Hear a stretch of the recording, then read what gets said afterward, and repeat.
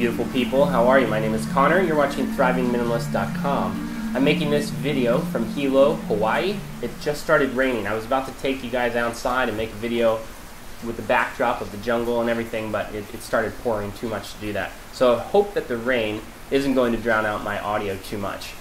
But it's a beautiful sound, and it's absolutely gorgeous when it rains here. I wanted to make this update video just talking about the Big Island. One of my first impressions. I've been here just over a week, and I am finding it pretty amazing. Pretty amazing. Honestly, it's hard to take in. It is profoundly beautiful.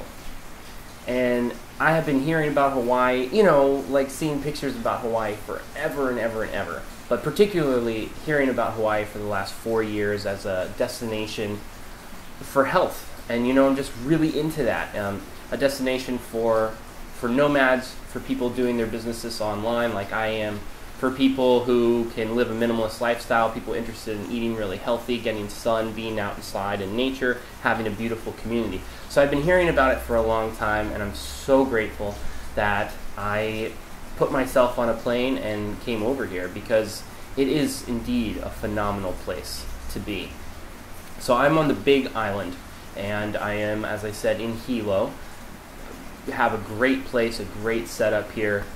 The things that I would say are striking about being here is, I think, mostly the elements. Just being in nature, being so close to the jungle, being able to literally walk to fresh water or walk to the ocean and take like the most epic swims of my life, surrounded with the most incredible beauty I've ever seen, with this lava stone just flowing into the ocean, or these waterfalls just like jutting out from nowhere, pouring fresh water so hard you can't stand under it or you would just be like knocked unconscious.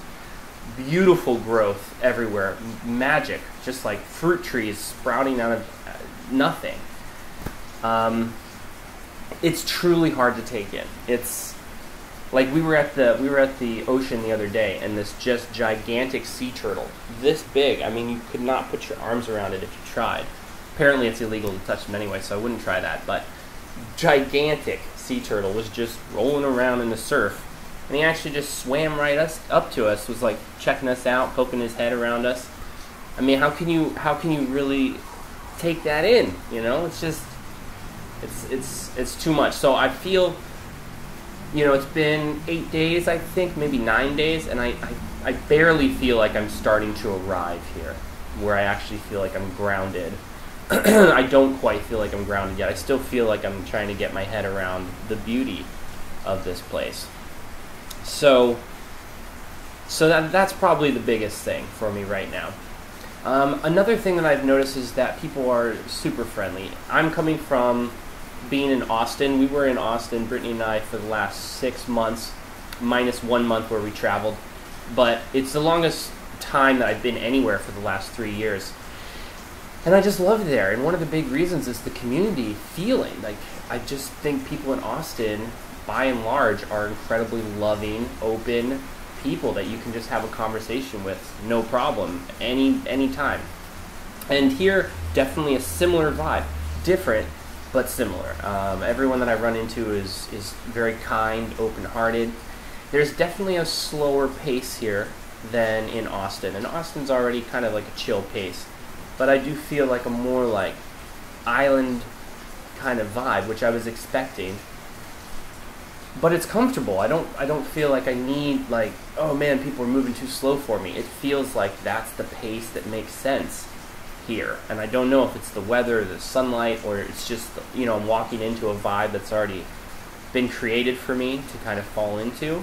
But it feels very comfortable and relaxed. So people, I would say, are open-hearted, loving, and also just a little more relaxed.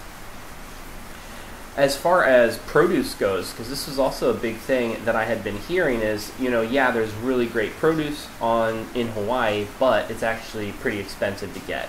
Well, that hasn't been the case for me. I've found incredible produce at the farmer's market, at a wholesale retailer, and both things are really cheap. In the supermarket itself, it's not that much more expensive than any other produce.